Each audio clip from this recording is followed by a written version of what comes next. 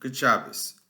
Tonight is Shabbos Chol Hamoed Sukkos, and on Chol Hamoed Sukkos, as we do on Chol Hamoed Pesach, during the Shabbos of Chol Hamoed, we read a passage from Shemos, from Exodus. And in that passage, we have the 13 midos of Hashem, the 13 attributes of God. And depending on how we read it, could give us insight into what is the most important attribute, or even almost the essence or the guiding force of the way we understand God and his ways. Most people, when they read these 13 attributes, they read them starting with the first name of God. It says Hashem, Hashem, that's 2. Kel, Rachum, V'chanun, that's 5. Erech Apayim, V'rav Chesed. Rav Chesed means much kindness. The next one is Ve'emes, and truth. Now, if you start reading it from the first time it says Hashem's name twice, God's name twice, then the seventh and the central and the middle attribute, which I'm assuming would be considered the most important attribute, being in the middle, is chesed, is kindness. Maimonides, on the other hand, says, no, you don't start reading it from the first name of God, but rather from the second name of God, and he splits them up differently. But according to him, the seventh attribute, and therefore the central, most important attribute of God, is emes, is truth. And I think this reflects on the different attitudes of how we see God. Many people would ask the simple question, why did God create the world? If God knows everything, is all powerful, and he existed for eternity, why did he have to create a temporal world that only exists for a certain amount of time? What does he need us for?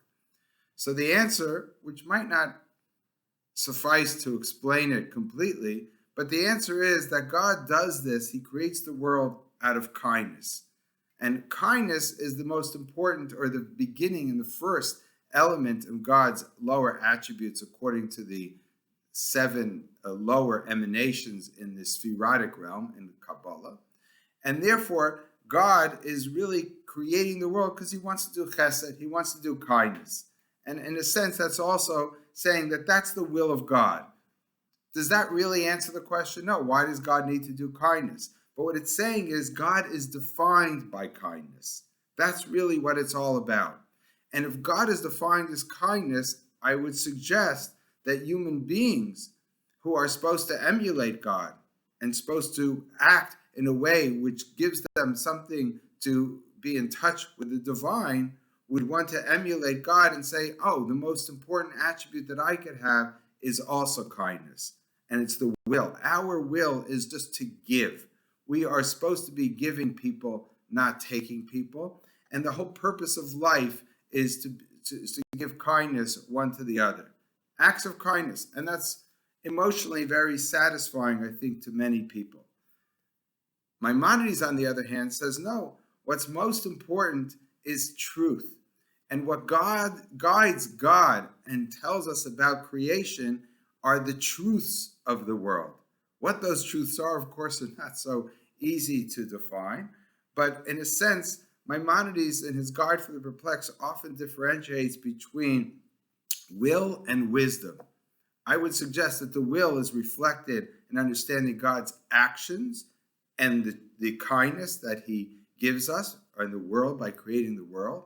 And the wisdom is reflected by understanding God as the center of truth, as the epitome of truth. He is, there's a expression in the Talmud, Chosamo Shel HaKadosh Baruch Hu Emes.